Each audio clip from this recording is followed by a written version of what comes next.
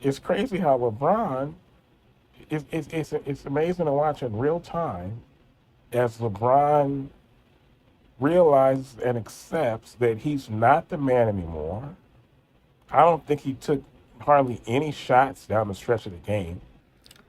He seems uh, to realize that Luke and Austin are the best players on this team, and really the less he does, like basically the less he makes him, like the less his presence is felt, kinda, uh, the better this team have a chance to you know compete for a championship. Um, and he saw him hustling and diving for loose balls. Like it's really crazy to watch someone who's you know one of the top 3 or 4 players of all time by any estimation. In real time, watching him accept that he's 41 and that he's only the third best player on this team now, and that the team plays better, really. Like I said, with the less his presence is felt. You know, yeah. But I think we're kind of starting to see, and I saw like, I think on the Odd Couple. I mean, you seen people talk about like should LeBron come off the bench? I don't. I mean, that would just be disrespectful. Um, it was more realistic to ask would he accept, I think, being just a role player. You know, I said he had it was 17, 6 and 5 tonight. Only took 13 uh, shots, so 7 of 13, while Luca took 26 and Austin took 21. So that sounds about right.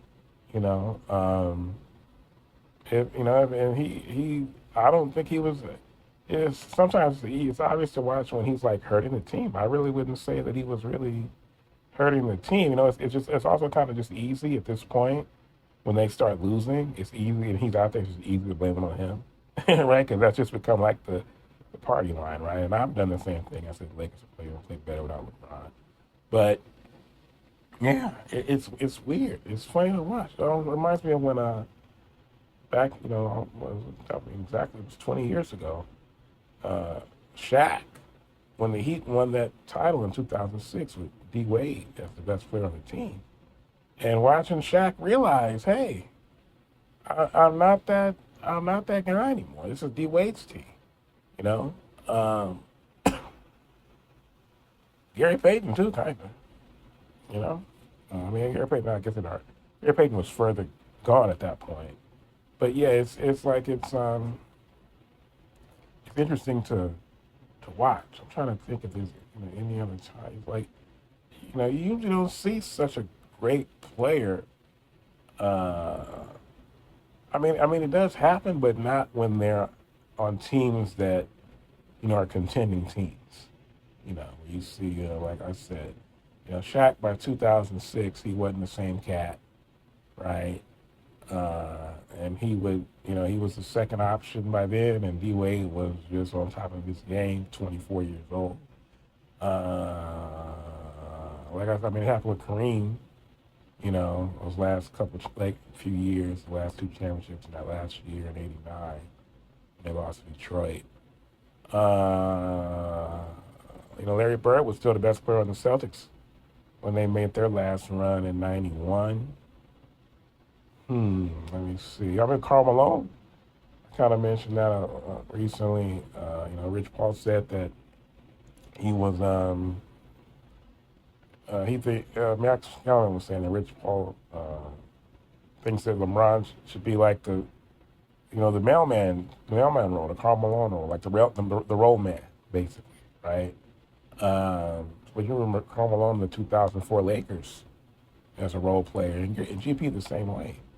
Um, so yeah, you usually don't see guys who spent their whole career having their own. But Jason Kidd was another one though, and he was with the Mavericks. Who kind of just accepted that. Uh, Let me see. I'm sure there's some others now that I think about it. But why? But just LeBron is, like I said, he's the way he's hovered over the game in every way. I mean, historically, LeBron's presence over a basketball game was as large as anybody's has ever been.